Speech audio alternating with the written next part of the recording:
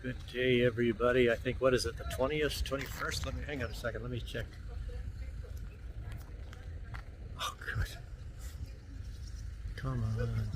21st of May. I'm on some sort of a tour. Got the day off from work. Normally I'm supposed to work today. And came in this, looks like a marshrutka. And part of the tour, you know, you go to some town. This is not even a really old church, so it's not really that impressive. But anyway, just showing you guys this.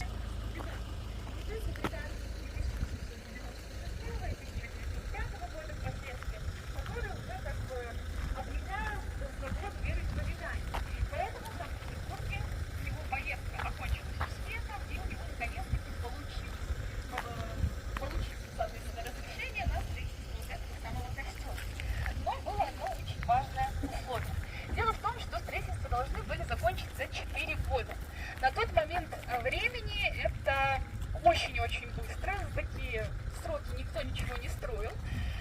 Но Антоний тоже не растерялся, он обратился к людям, которые деньги имели, которые, соответственно, инвестировали в строительство этого костела. Поэтому в период с 1907 по 1911 год костел возводится, но сегодня мы можем с вами наблюдать этот прекрасный. But hey, stay tuned. We're going to some place soon, and it's like where there's some old Viking ship. It was part of a route that went from Scandinavia to Constantinople down in Turkey in the olden days. Maybe, I think that they said around the year 900 or so. And we're going to be heading there, so stick around and watch the video, you know, for that stuff at the end. It's going to be much better. Okay. Here we have a post office opened in 1898. Very impressive, huh?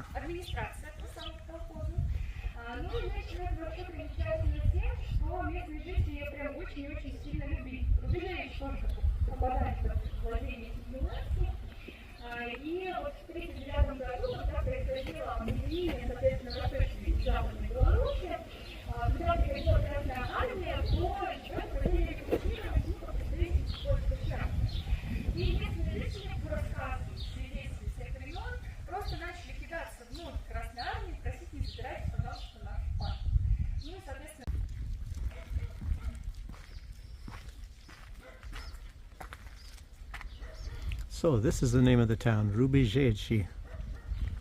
Now let's see what this is. I have no idea.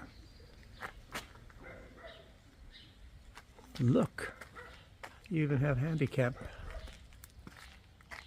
Ring the bell.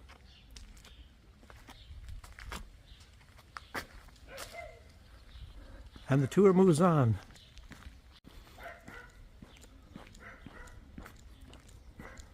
Here's one of the town residents. Looks like he found a secret passage.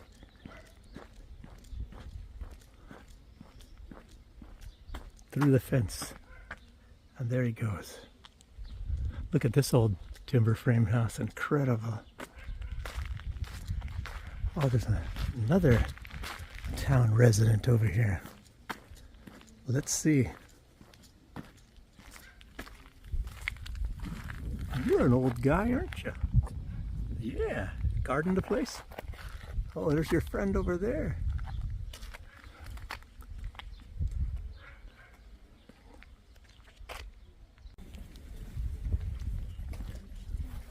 Some nice metalwork. Look at that.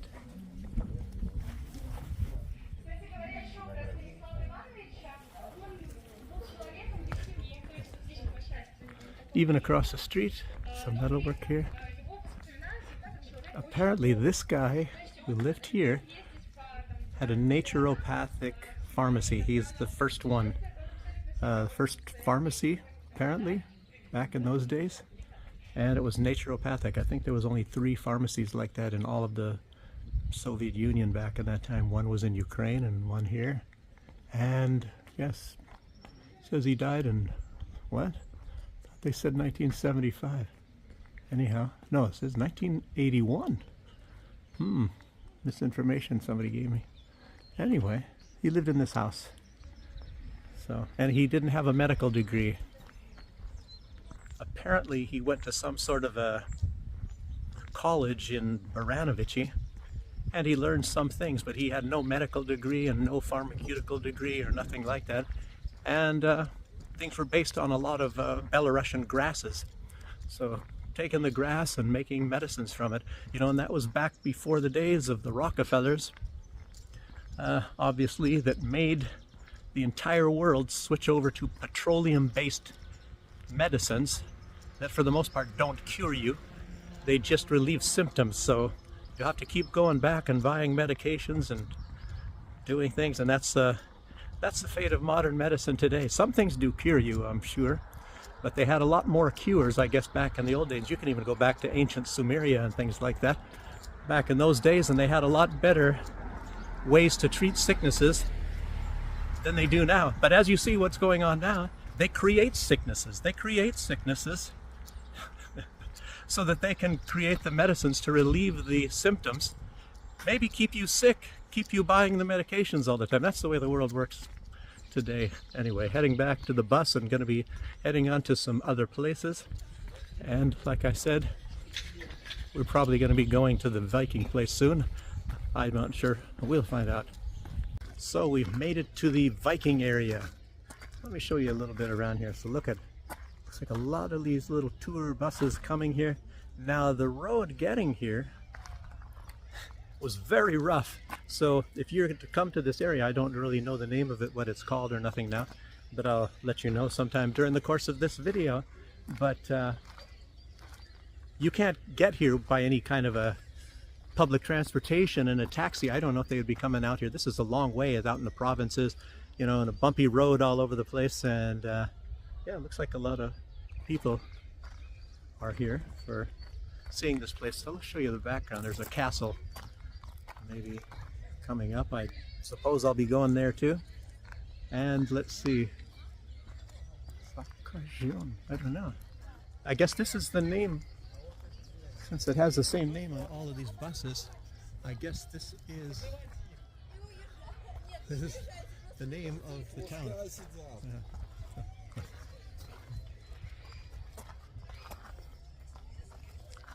Как называется этот регион? Заказной? Заказной, да. Здесь заказной. Да? Это не здесь, это в общем. Oh, okay. Okay, if I understood right. Like I said, I don't speak much Russian, so I am kind of weak in it. A lot of kids over there. I guess the Viking stuff is probably over this way. Some kind of a little windmill there or something.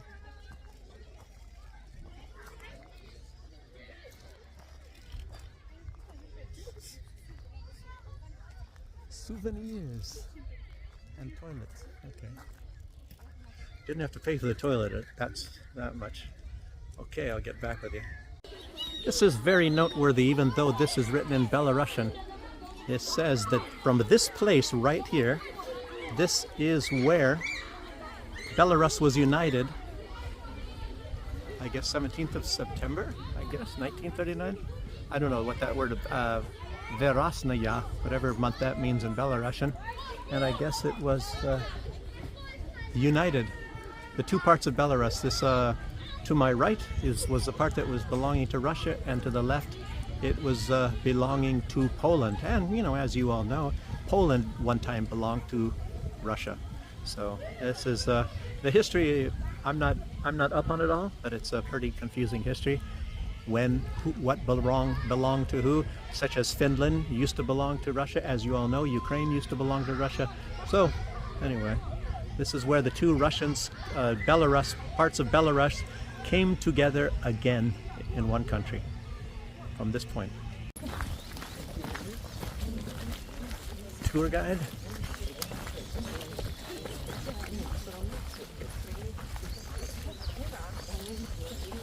Hotel guests only.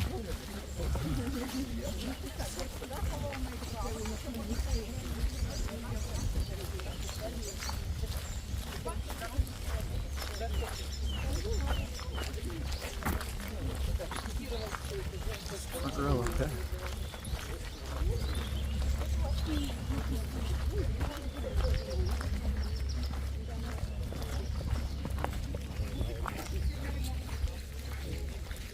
Sula. I guess Sula is maybe the name of this place. So here's part of this palace, as you see. Ну что ж, уважаемые гости, возможно, вы хотите сделать общее фото возле главных ворот? Хотите? Почему бы и нет, да, на память, то есть как бы вот совместная фотография. Вот.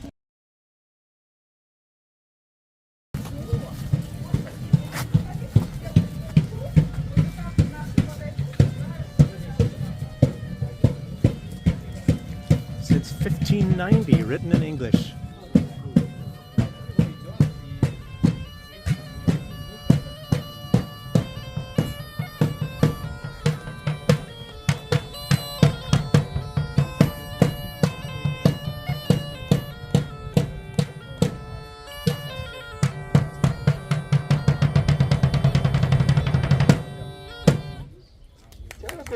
Дякую.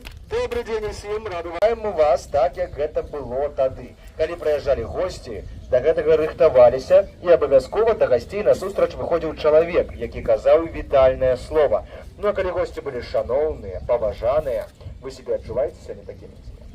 Конечно, правильно. Заўсёды адчуваем себе такімі.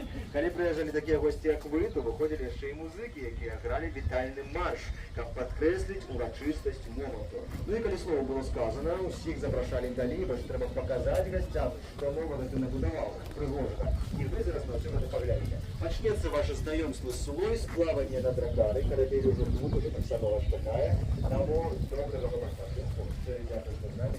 Запрашаем вас далей, і вас папросім.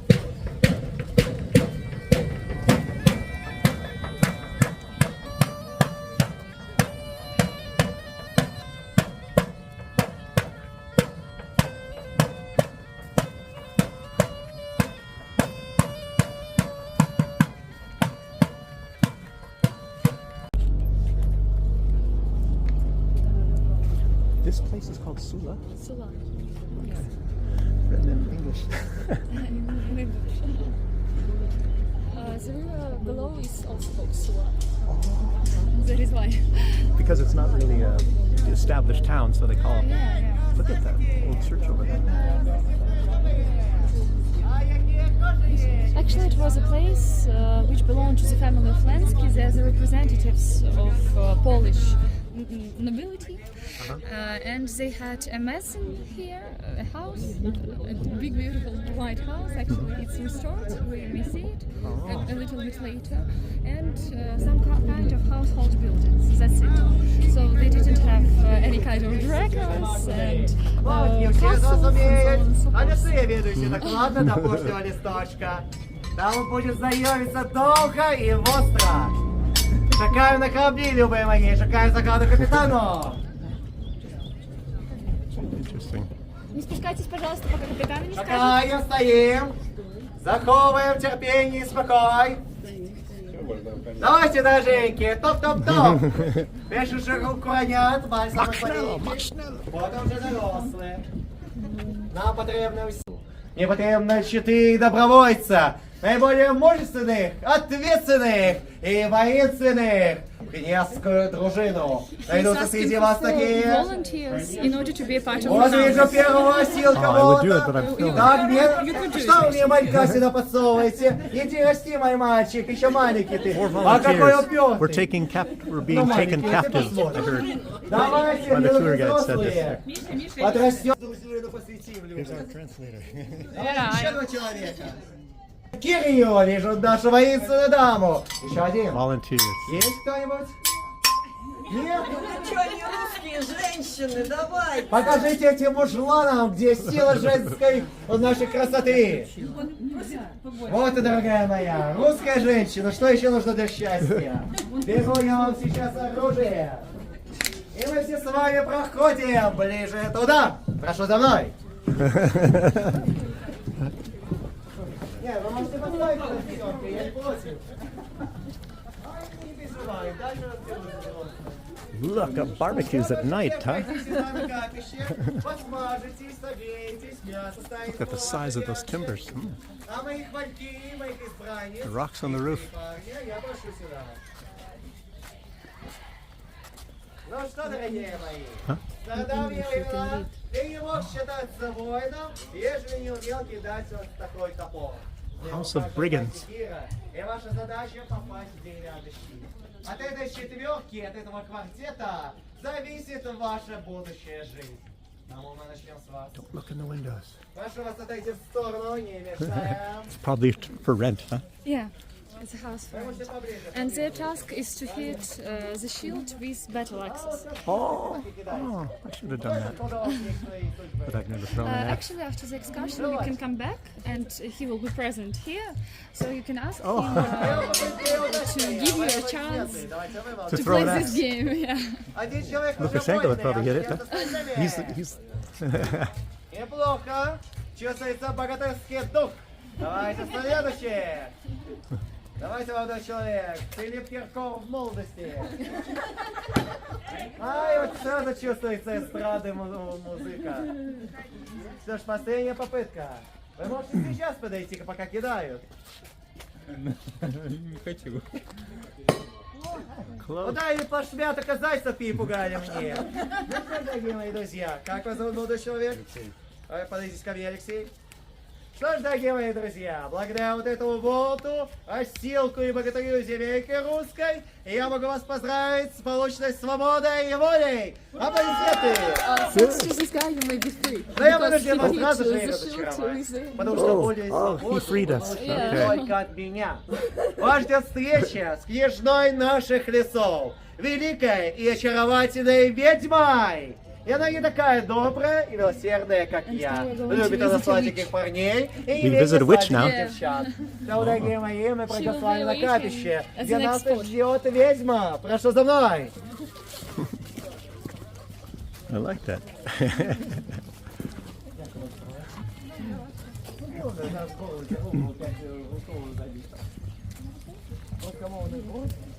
So the place is called Sula, everybody. Она бьет таких маленьких мальчиков, их в огонь кидает, жарит живую. Правильно, чем больше боишься, тем хуже мясо.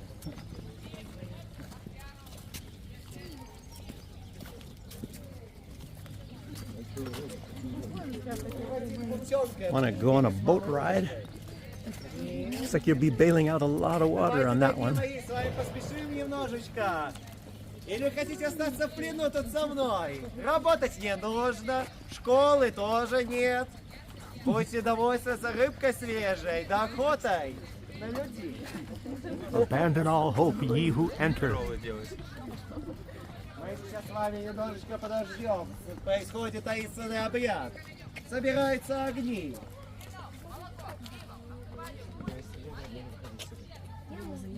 between the world of people and the world of gods. And our ancestors, they were pagans, they believed that there existed a great number of gods. Добрый день, добрый день, мои хорошие. She will be Ну что ж, acquainting you приветствую вас на with этом some of the магическом месте, rituals that которое they used to называется perform. капище. На капище всегда наши предки массово собирались для того, чтобы обратиться к богам с какой-то просьбой через молитвы и обряды. И всем этим мероприятиям всегда руководила ведунья. Именно ведунья разжигала огонь на очищение, потому что огонь очищает нас от всего плохого, что идет извне. Болезни, проклятия, сглазы. И сегодня у вас есть уникальная возможность очиститься от всего плохого, что тяжелым грузом лежит на вашем сердце. Ну что, готовы? Раз, два, три, раз, два, раз. Purification ceremony. Раз, два. Раз, два. И быстрее пошли. Раз, два, три. Раз, два, три. Раз, два, три. Раз, два, три. Раз, два. Раз, два. Раз, два. Раз, два. Ну что ж, вы большие молодцы. Спасибо нашему музыканту. Видите улыбки на ваших лицах? Переносим на веточку. Какие-то плохие черты характера, от которых хотите избавиться. Соседка, которая тоже не хотите. Начальник премию не выписывает. Все туда, все наверх.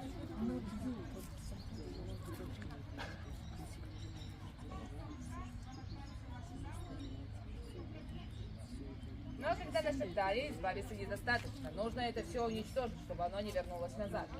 Для этого я говорю заклятие, а вы со мной по строчке его повторяете. Заклятие существует только на белорусском языке, так что будет для вас урок. Итак, вдохнули поглубже.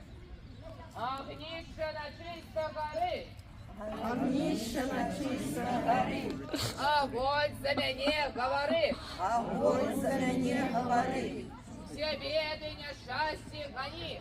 Себе меня счастье гони, Наперед мяне борони. наперед мяне борони. И разломайте свои веточки 3 раза. Подходим к огню. Подходим. И правой ручкой через левое плечо. Бросайте жидкий огонь. Yeah, over your shoulder.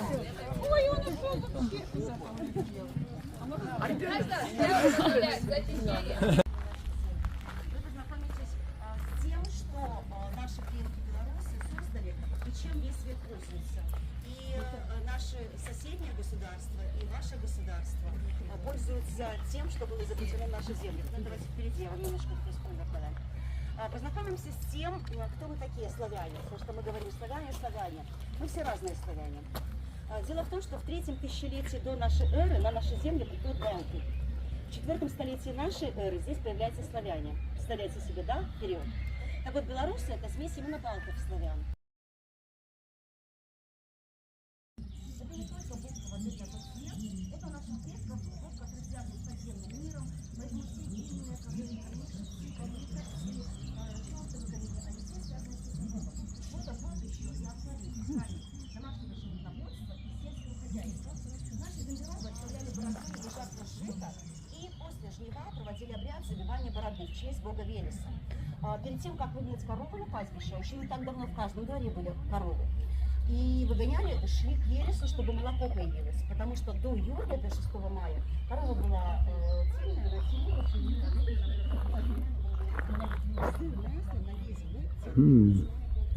Wonder what that rock is supposed to be.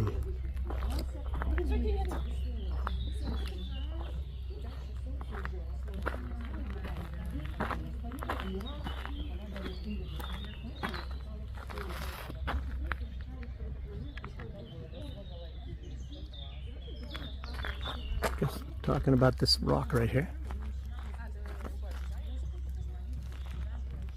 Let's see what it says. I don't have time to read it.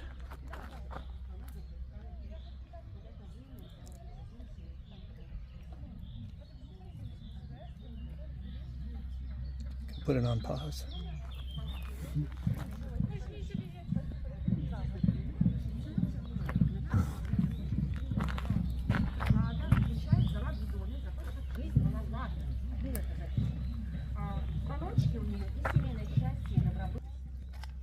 Now, some people might get a little bit upset about watching this. Somebody got pretty upset when I made the video about Legendarium because they said that it was, I don't know, did they say paganism or they said it was, I don't know. Somebody got upset about it, and I'm only supposed to show Christianity things, and I guess this was before the time of Christianity, or maybe sometime it existed during the time when the Vikings are here, and this is probably like just some kind of a place where the Vikings were at one time, one of their outposts on the way to Constantinople from Scandinavia.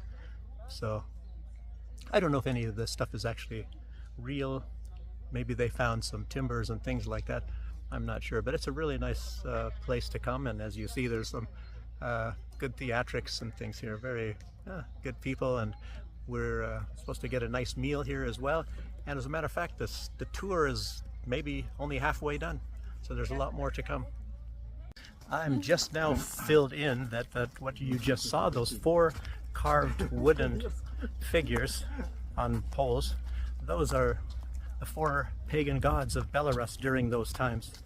And that house you saw that's up on the stilts, I guess that was a witch house. So, but anyway, look at this, looks like little Stonehenge right here. So, gosh, there's still a lot to go here.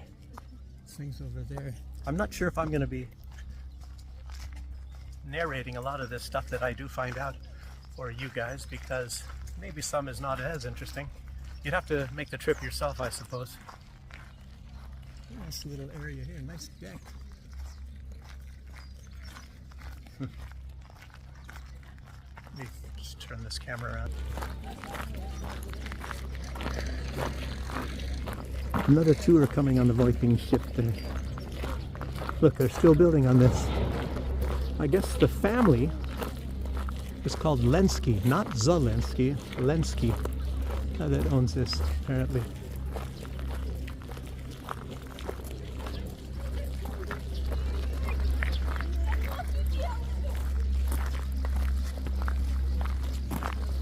Ooh.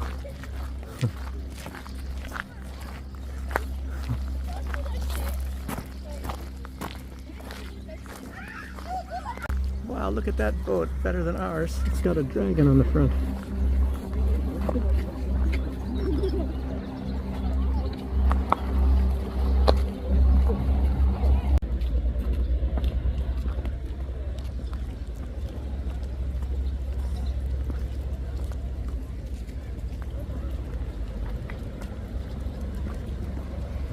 Oh no. Oh good, I'm not lost. It looks like there's a water wheel here on the other side.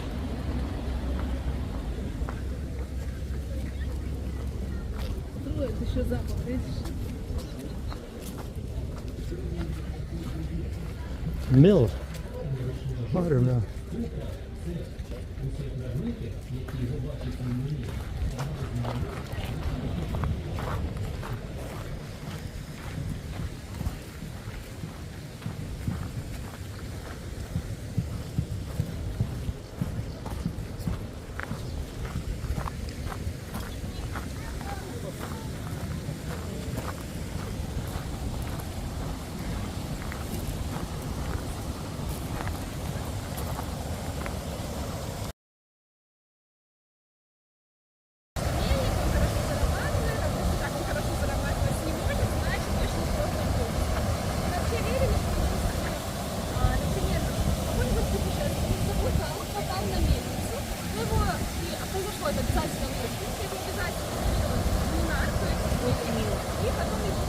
Oh, that's what that is?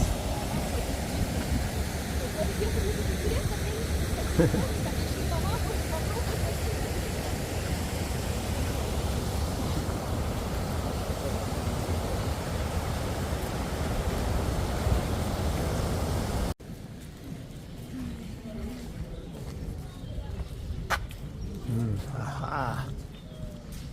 It's not that's actually in the stone.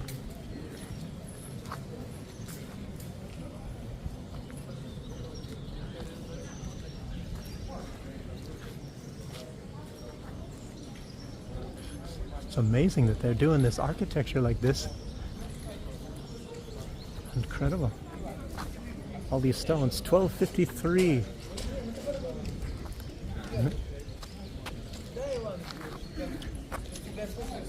What does that say? This stone? Yeah. It is dedicated to Mindov, is the Grand Duke of Lithuania, the founder of the state.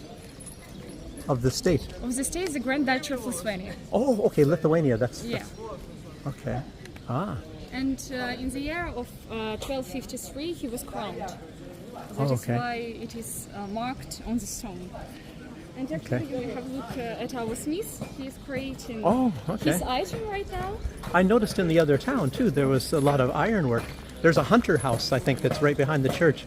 I think it's a hunter's house, right? But we didn't see it. Yeah.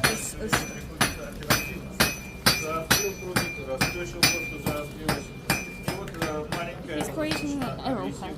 Oh, okay.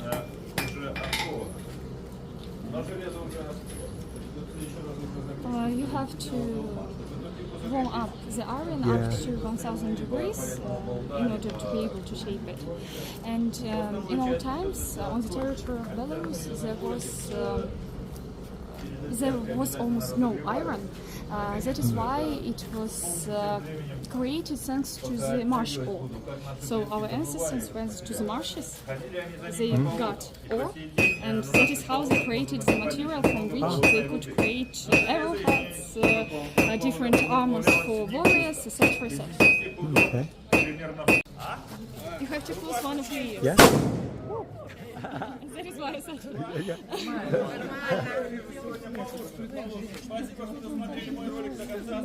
of the 13th century and up to the end of the 18th century, so almost 5 centuries. He was the founder of the... And he was the first and the last crowned person in the Grand Duchy of Lithuania. Actually, he had a great deal of enemies, but the most dangerous ones were located in the west. They were crusaders. You have probably heard about them. Oh, the Crusades, even, huh? Crusades, yeah, Crusades. Oh, then it would probably be Albert the Bear from Ascania. Благодаря помощи дружины с Новогрудкой Миндов возвращается к власти. And he wanted to make a deal with them, and he knew that the main aim of the Crusaders was to spread Christianity. That is why Миндов мечтал о большем. Он хотел he was получить baptized according to the Catholic rite. But he was a hectic person, so sometime later he decided that he didn't want to be a friend to Crusaders. He abandoned his crown, he abandoned Christianity, and he went back to paganism. And he started to fight with the Crusaders. And sometime later he had a battle of Durba. It is a lake located on the modern territories of Belarus, where he won over the Crusaders. But 3 years later he was killed himself because he has a very interesting history of getting acquainted with his wife. He's sitting right to him. Next to him, I'm sorry, and her name is Martha. While he was gathering the lands around the city of Novogrudok, is a Belarusian city in the Grodno region, which used to be the center of the Great Duchy of Lithuania. So he was gathering the lands around the city, and he went to visit one of his acquaintances. He was named Prince Bolevich, and he saw that this Prince Bolevich had a very beautiful wife. He decided that he wanted to get this woman for him. That is why he killed this prince and took his wife into the custody. She was against for some time, but sometime later she got used to her state, and they lived together quite a long life. But in the year of 1262 she died, and he was upset very, very much. But her sister came to her funeral, and they were like the spitting image of one another. That is why Mindov decided that he could get her sister as his wife as well, and he took her sister into custody as well. But the husband of his wife's sister, he gathered a group of people who were against Mindov, and they decided to kill him, and that is what they did in the year of 1263. But Yeah. okay. And he didn't like his dog either. No, just kidding. Цапнет за бочок. Ну, а еще почему? В месте было еще одно преимущество. В случае тревоги, нападения на замок, никого ни по каким заугольям искать не надо. Все в одном все пошли на стену.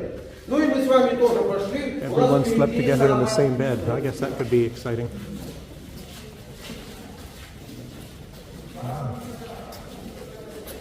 This is the guard room, the place where the warriors of the castle were located. They slept here.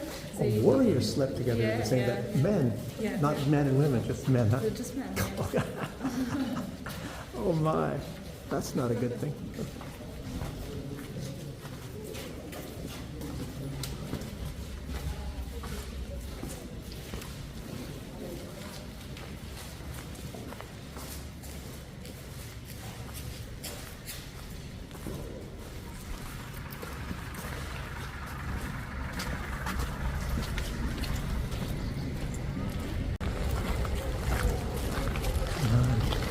So is this all mostly restoration?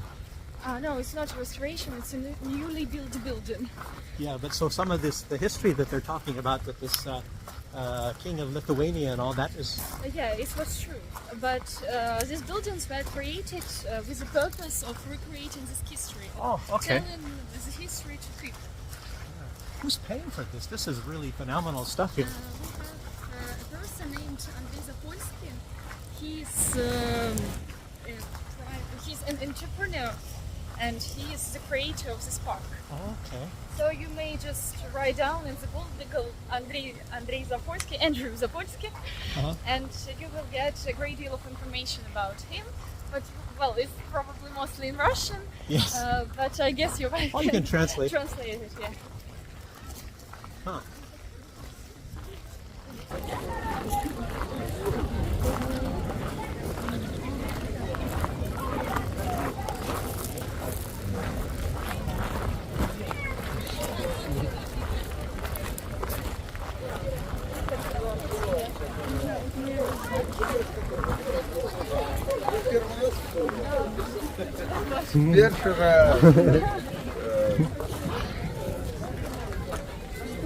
Сначала руками колбаски делали, затем их друг на дружку накладывая, одна к одной примазывали и вот так наращивали стенки изделий. Чтобы можно было лучше представить, наверное, можно вот этот салатный горшок посмотреть. Вот так только из глины. Ну и замазывалось все, и получалось вот такие изделия, как соломенные. Простой формы, толстостенные, тяжелые получались. Примечательно, что и у вас, и у нас в некоторых регионах сельские мастера так посуду продолжали изготавливать вплоть до середины 20-го столетия. То есть где-то за 1000 лет, можно говорить, части изменений не произошло, оно в этом архаическом виде сохранялось. Развитие ремесла в городах шло. Не было земли у городских ремесленников, они делом своим круглый год занимались, специализируясь на глине, совершенствуясь активнее. Население городское более богатое, не самые простые вещи могло себе позволить. И вот благодаря этим и некоторым иным факторам и ассортимент изделий расширялся, и какой-то на посуде стал появляться декор. Но нам, чтобы стало горшком этим возможно пользоваться, что будет необходимо с ним еще делать? Самого главного. Всем известно. Посуда сначала высыхает на полках, испарится из глины вода, изделие затвердеет, высохшее ставим в печь, нагреваем до 1000 градусов. При нагревании расплавляется некоторый процент частиц в составе глины, и вот эта расплавленная масса есть то связующее, благодаря которому скрепляются оставшиеся частицы друг с другом. Таким образом приобретает глина неподобность, которая в состоянии уже... Poor donkey got tired here. Look at that. Oops. I guess I don't speak donkey very well.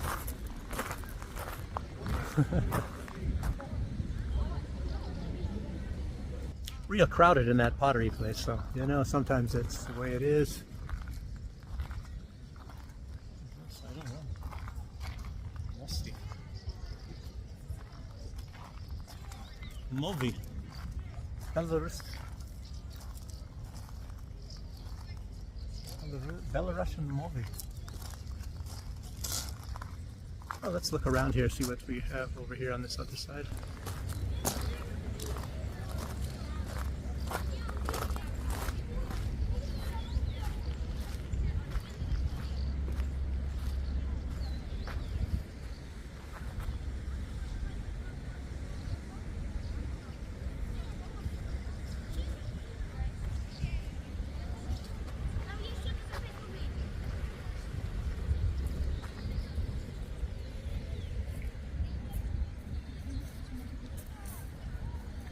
Everybody's looking at the donkeys.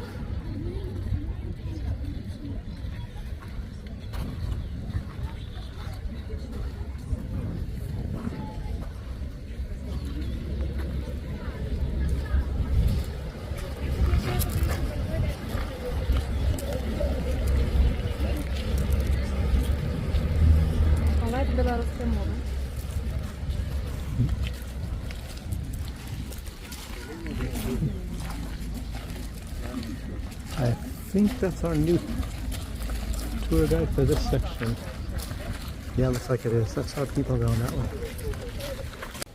This is history of Belarusian printing, right? Is this one of these is a Gutenberg press? Which one? A what? This one. Mini for one page.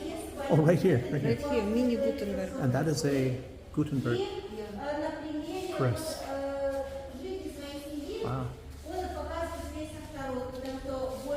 Is page from wood from animal skin. This is a paper from animal skin. From animal skin, like deer or something, huh?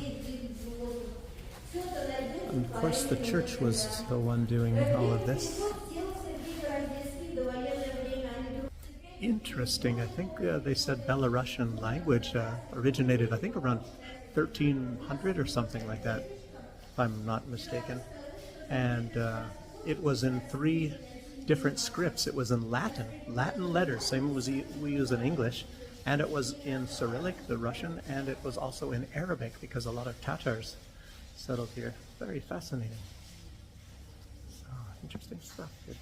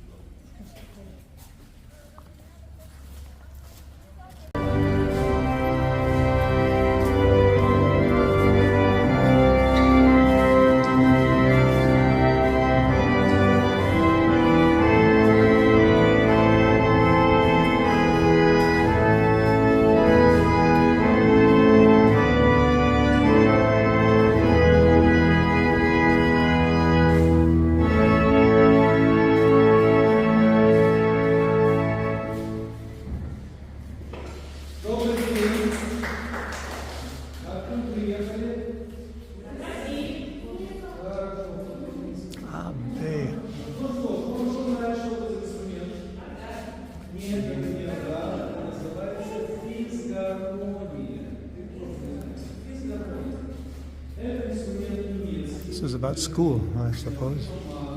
Schools. Protestant schools.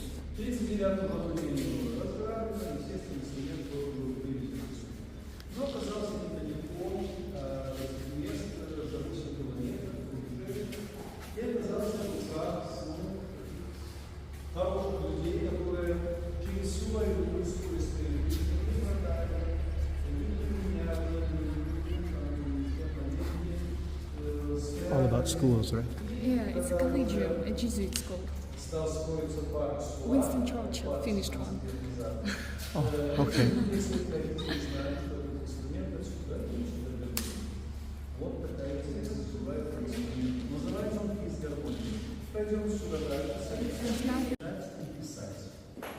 Если кто-то уже умел читать и писать, он мог поступить в коллегию и учиться. Первые коллегии появляются у нас во второй половине XVI века и открывают католический монашеский орден иезуиты. Слышали что-то? Да? Многие думают, что это что-то страшное такое, отрицательное имя, это иезуит, что-то оскорбительное. Нет, орден был создан для образования, прогресс информации, борьбы с неграмотностью. Только всех, которые имели магдебургское право. Право на самоуправление. И название происходит от знаменитого немецкого города Магдебург. Этот город первым в конце XII века получает вольный статус. Это когда город напрямую не подчинялся ни королю, ни магнатам, ни церкви. Городом руководил специальный орган, магистрат. И вот это право вольного города распространилось по всей Европе, в том числе и на наши земли. И вот на этой карте вы видите наши белорусские города, которые в свое время получили вот это самое магдебургское право. Первым городом была столичная Вильня, столица Великого княжества Литовского, современный город Вильня, 1387 год. Следом за Вильней магдебургское право получает Брест, затем Гродно и так далее. Вы можете обратить внимание, 75 наших белорусских городов получили в свое время вот это право. В чем его суть? Во-первых, те люди, которые проживали в городах в тот период, это торговцы, ремесленники, они освобождались от многочисленных государственных налогов и поаплодировать, друзья, очень ответственная миссия у человека, пожалуйста, поддерживайте ее. Друзья, спасибо вам за внимание, желаю приятного отдыха. Вот сейчас...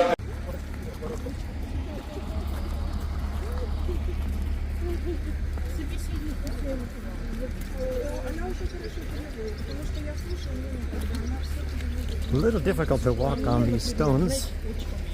You can't run. I would never go jogging here.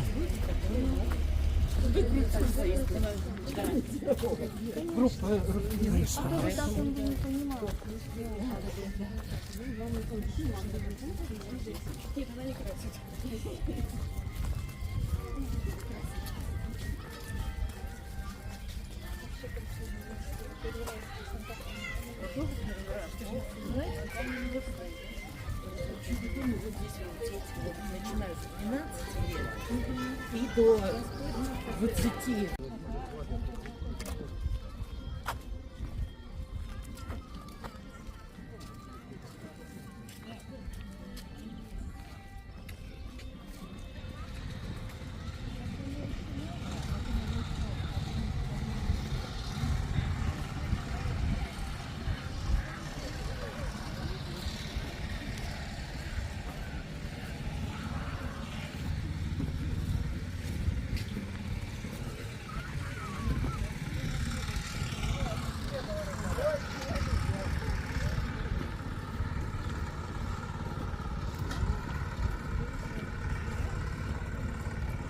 These trees look almost like olive trees.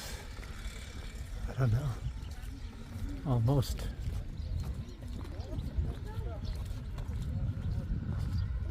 Still doing a lot of construction. Wow.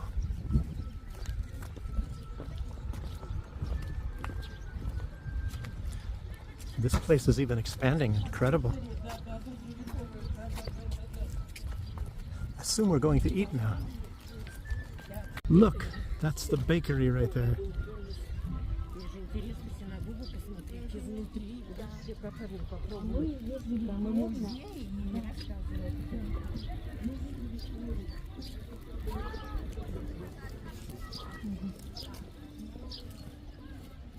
Все просто. Вверху на самом деле большими буквами название и далее фамилии, которые прославили этот вес, ну и, конечно, к нему принадлежали. Вот здесь в нашей ассамблее только 71. Таких штандаров в Беларуси у нас было около 500. И считается, что The Great Hall. вот эти свои фамилии, имеющие детские корни. А это очень большая цифра. Ну и вот когда приезжали в ассамблею, проводили такую забаву, которая называется «Чарка на лезе», «Рюмка на лезе». Зараз постараемся разом с вами провести. Зробите крок наперед, трошки сюди к центру, і тут останавливаемся. Стоп, туда вот дякую. Вы видите, в ассамблею заехала шляпа. Мы с вами уже знаем, это военные, хлопцы молодые, здоровые, сели за накрытые столы, выпили по одной чашке, по второй, по третьей. Но бывает так здарается, что хлопцы выпивают трохи больше. Девчата, видели такое в житті? Видели. Ну вот. А когда хлопцы трохи больше выпили на застолье, что поміж ними могло здариться, отбыться, случиться, как вы думаете? Вспоминайте любое застолье. Oh no. Все такие застолья проходят. Сейчас мы приехали.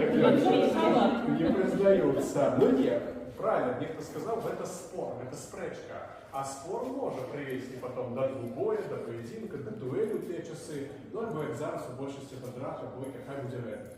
Що значить спор тоді? Хлопці одразу вихопили шаблі, почали резати, секти один одного. А ось гэта було вельми страшно, коли воїн одного ж того войска калечил, не дай Бог, убивал прямо на застолье свого поплечника. Хто завтра буде країну обороняти? І тоді вони придумали замену. Вырашение. Как не проливать кровь? Как вы думаете, что они почали лить еще больше на застолье? Горелку, водку, некие крепкие, алкогольные напои. Посварились, это значит поссорились, два шляхтица подходили до стола, у чарку наливалась горелка и ставили на рабочую часть сабли. Корова, вот это место. Какая задача была? Поднять шаблю, выпить зелье и пили уже до того момента, пока не выпадала шаблю из руки шляхтица, или не пам'ятаю сам просто вже от кількості, количества випитого. Як тут бувало, зараз я постараюсь показати, не озирайте.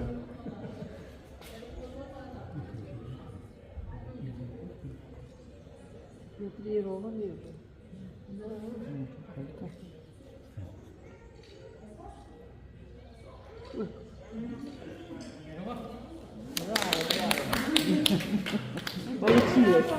After about 5 of those, you can't do it anymore, I bet. Все сегодня уже не первое, а придите в конце дня, поглядите, что это выражает. Ну, конечно, основной смысл такой забавы был не для того, что, конечно, как напиться, там, как весело было на застолье, для того, как на наступную раницу, утро, да, повалить голова воина, будем плохо, древно, олени оставались живыми. Это было вельми продумано. Застолье было великой пользой в эти часы. Это элемент культуры того часу было хватало. Hey, girl, what you doing later? What you doing later? Ah.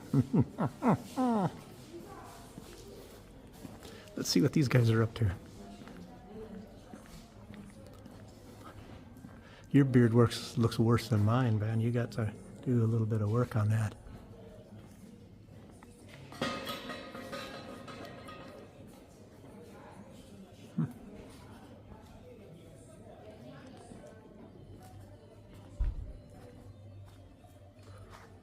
Oh no.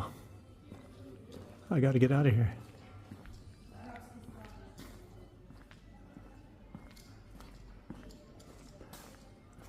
Hello. Now we're talking. Now we're in a good spot.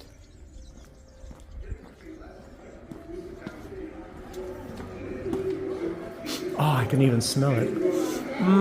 Smelling the beer. Wow. This is for me.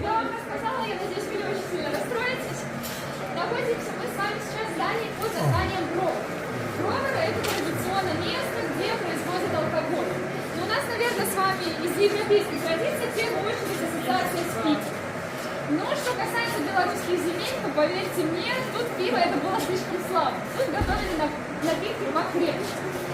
Если мы вообще с вами обратимся к истории алкоголя, то точно неизвестно, где, почему, при каких обстоятельствах он возникает. Но одно из первых упоминаний относится к VI веку среди арабских алхимиков. Когда алкоголь был такой несерьезный, 10 градусов, и использовали его в основном для того, чтобы лечить людей. Поэтому сейчас, если приходит домой муж, такой не пьяный, чутка подпитый, могут сказать, чего ты в очи залил, чего ты глаза залил. Соответственно, из-за того, что когда-то алкоголь заливали в глаза, что... Notice the name here. Sula is the place we're at, and Sarmatka. I guess that is an ancient Slavic tribe. You know the Sarmat, the missile that Russia shoots, fires off, I guess, in tests only. So the Sarmat. So, and you can brew some kind of a magical alcoholic beverage from Sarmat, just so you know, I guess. Interesting. I didn't know that. I just learned this myself. Zapolskaya. Ah.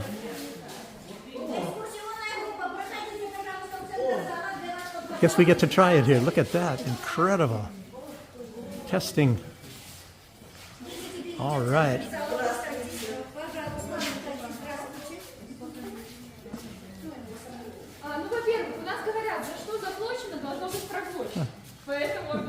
I guess it's only a certain amount of people can fit in there.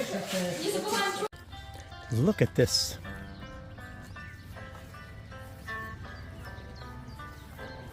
Musical rocks.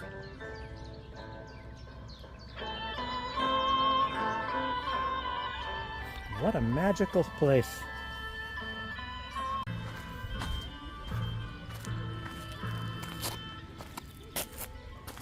What a magical rock.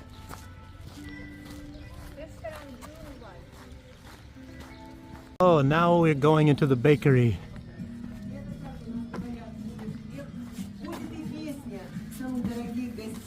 Встречают хлебом с солью. Я расскажу вам, как же раньше выпекали хлебочек.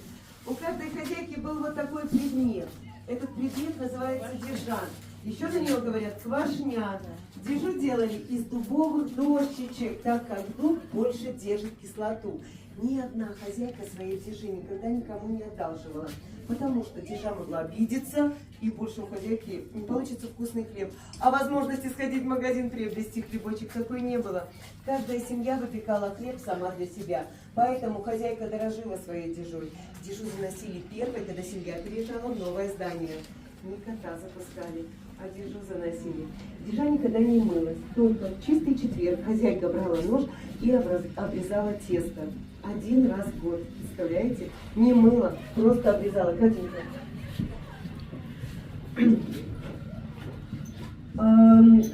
Я мысль свою потеряла. Значит, обрезала тесто. А хлеб пекли с рощины. А рощина — это то тесто, которое оставалось по краям Дежи от предыдущей выпечки. Добавляли немножко тепленькой водички, немножко муки, делали легенькое тесто, затем укутывали Дежу, ставили на печку. На печке она стояла целую ночь. А утром хозяйка в хорошем настроении. Обязательно должно быть хорошее настроение, потому что плохое передастся хлебу, и хлеб может не получиться.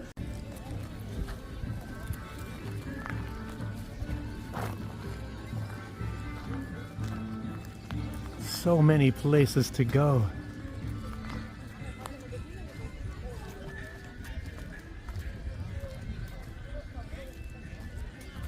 Oh, look at an Arabic language. As they say, Belarusian at the very early times was also written in Arabic script. Incredible. Arabic, Latin script, and Cyrillic.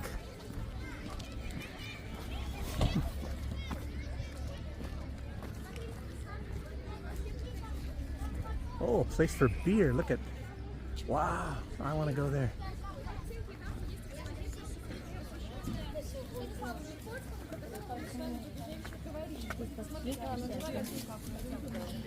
Дальше у нас идет домик качества и шиповального, где можно, соответственно, пройти промысел, узнать.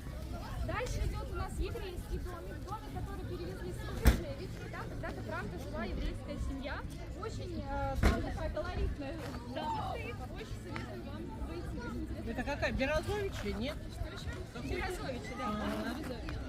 Следующий после лавки Березовича у нас татарский домик. Еще одна очень колоритная дама рассказывает про историю татар на территории белорусских земель. Она очень долго у нас с 14 века начинается. И далее у нас находится... Hey everybody. There was just some music. Anyway, we're on our own now. We're cut off on our own, running around. So I'm going to different places. Here, I'll show you what's going on here. I got a beer with me, so I can't hold the phone and the beer on my back. Anyway, let's see if I can do this so you guys can see.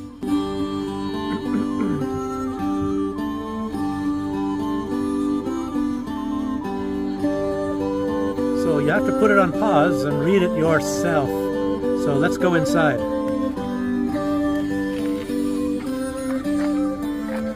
Can't forget this. Oh, come here, baby.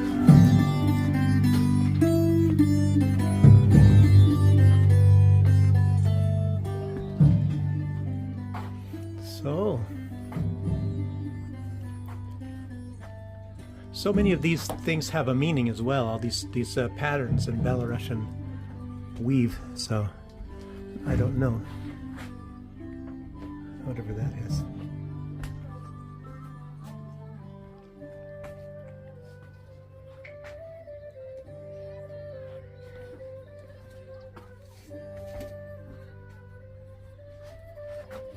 I hope YouTube doesn't get me for copyright violations from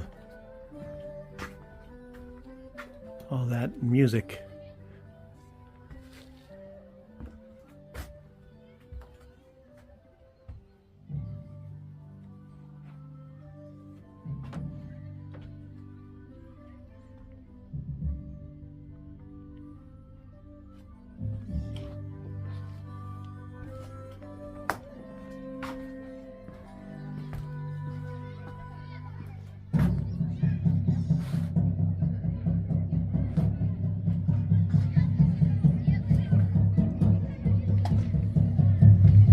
As you see, a lot of kids here. And even a couple ducks.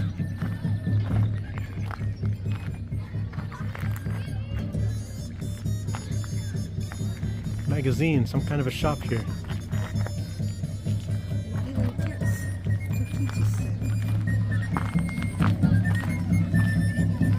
Hey guys, hey!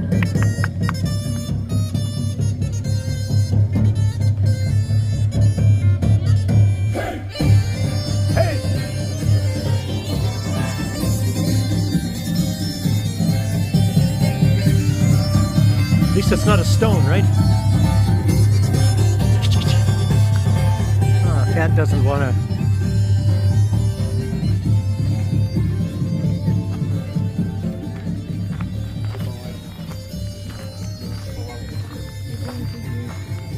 Oh no. As long as it has nothing to do with Zionists. Who's this? Did I get this? It's a little bit more about weaving.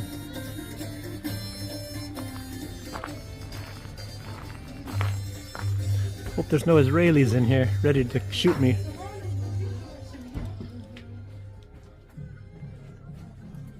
Дом 1870 года. Його побудували у Рубежевичах, а потім привезли сюди, ну, зараз для музея. Это вот бервёные аутентичные. Да, им больше 150 годов. Ну и вот был выход для семьи. Oh, look, we've got a clock similar to this. Сейчас я вам покажу известные, кто уехали. Да, Русские евреи известные. You can see a Jewish of Belarus who moved to United States, and this is all have Belarusian roots. All these Jewish people like Gwyneth Paltrow, Douglas, Warner Brothers. All these people, they came from Belarusian Jewish. Oh, really? Yeah, you should know this. Он не знал, я знал. Gwyneth Paltrow as well. Yeah, I knew Michael Douglas and Kirk Douglas and... Мама, по-моему, без Как интересно. Лиза Кудрова, она тоже, да, корни белорусские. У Трампа зятя корни из Беларуси. Ну, мы тут ради Трампа не добавляем экспозицию. Да, ради Трампа, да, не добавляем. Ну да, я знаю еще кто-то. В общем, да, очень-очень много. Да. А, это мой любимый американский. Oh, we have to go to the theater, puppet theater. Его корни из Минска. Да, да. Спасибо Индиана большое. Джонс. Индиана Джонс, спасибо. До свидания. До свидания.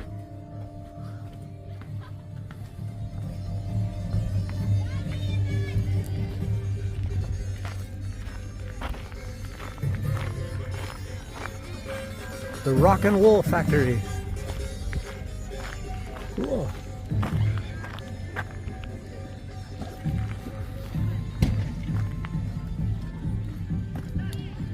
Oh, garbage.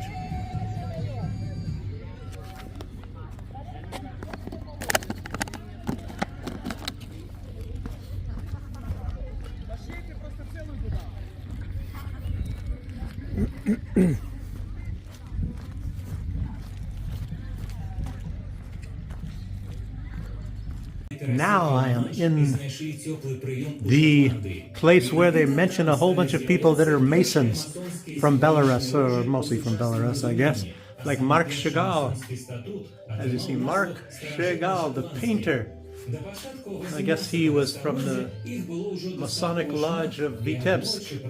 And there he is. Well, a lot of other people. Who knows who these people are?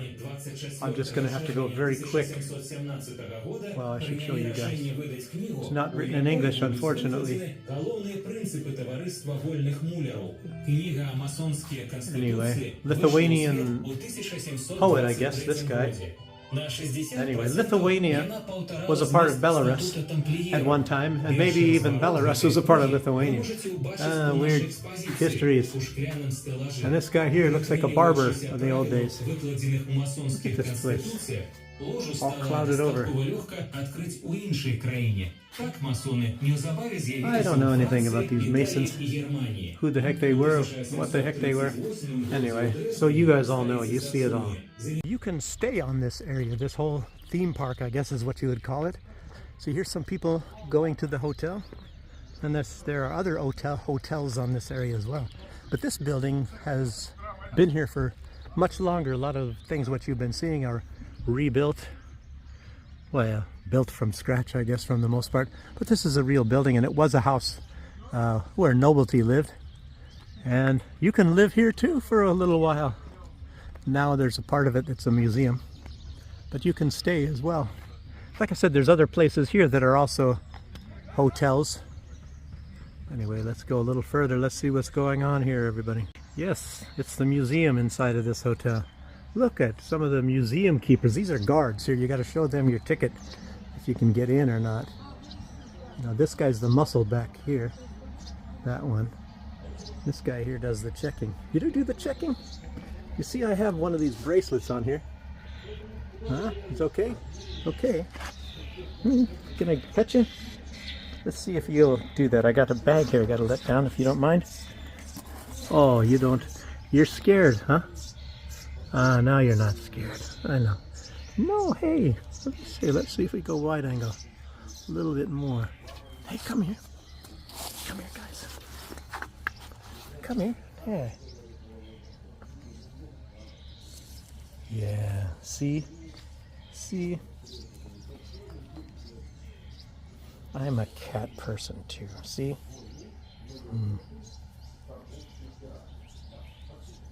I know what kitties like,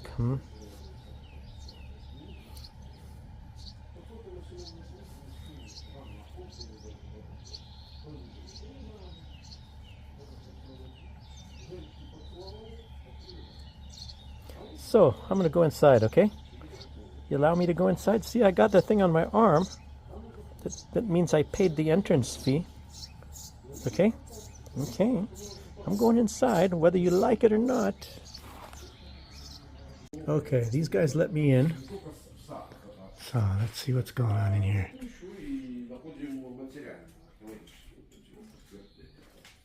Ну, вот такая вот часть истории доброго денечка. Большое. Да. Спасибо. До свидания. Всего хорошего, отдохнуть.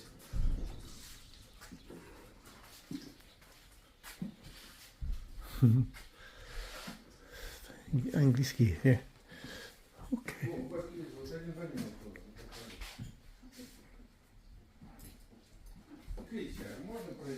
Ah.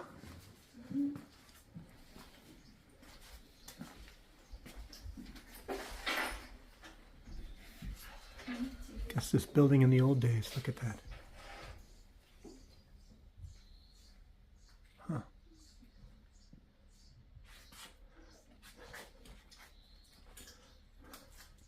The most eligible woman in Belarus, look at that.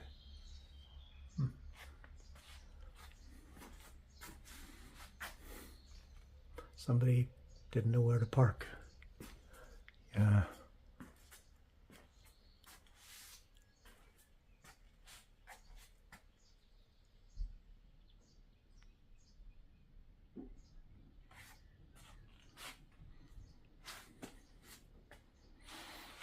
Anyway, wow. The whole place is a museum, actually. So this is part of it here. Interesting.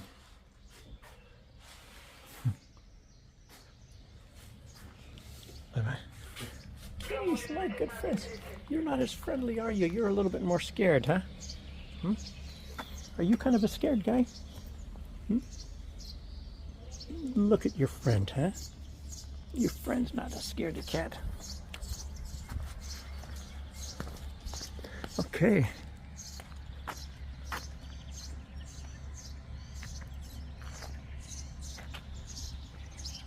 I guess that's off the grounds over their private dwelling. So we're at the most northern border, I suppose.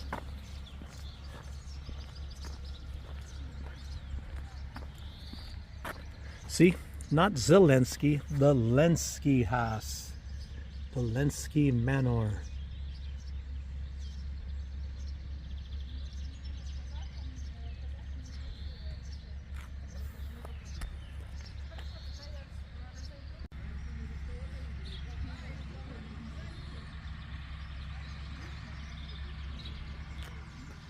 Fountain isn't on. Obviously, that's a fountain.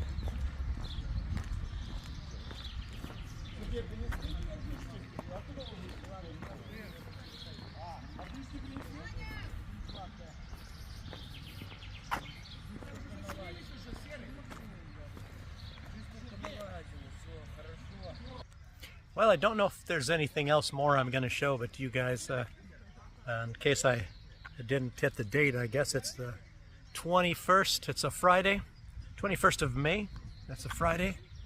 And at the moment, it's like 3:15. We're supposed to hit the bus in, I don't know, maybe 40 minutes. No, I don't know, pretty soon.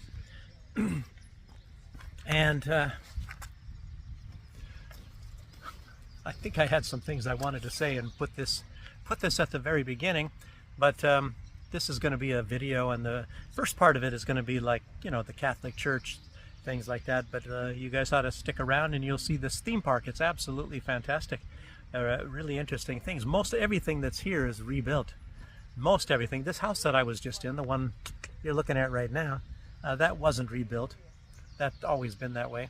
And maybe there's a few other little things that weren't, but anyway, a lot of people here, a lot of tourism as far as for Belarusians are, you know, where Belarusians are concerned.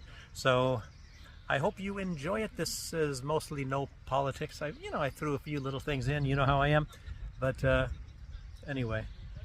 And what's this park called? Sula? Sula. Sula. Sula.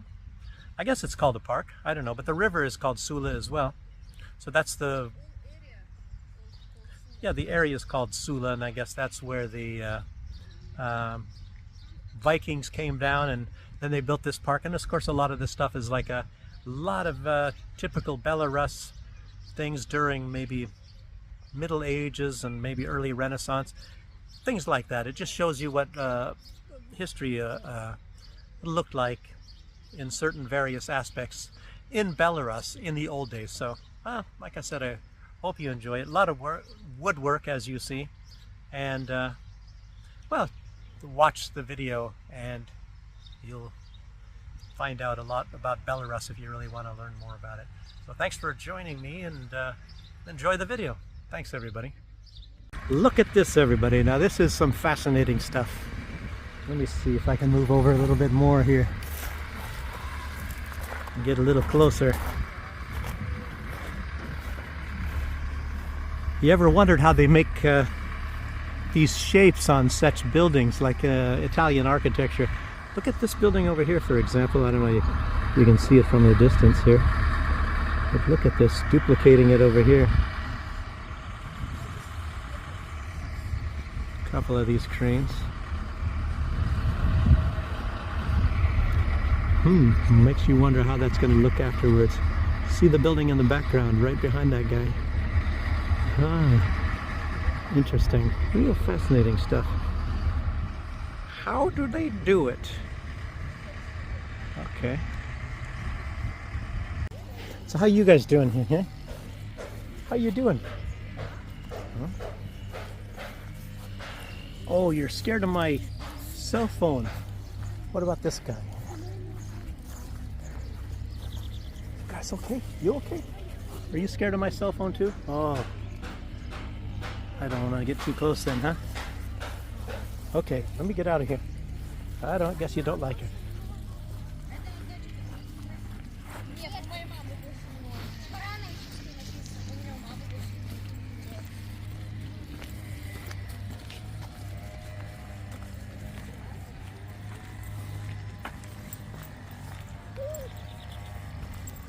Still building on this place.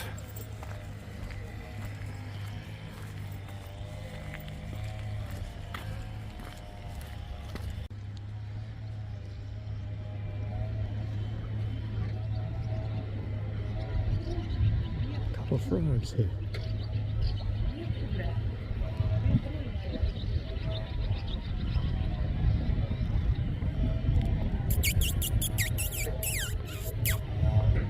Come on, frogs, make some noises.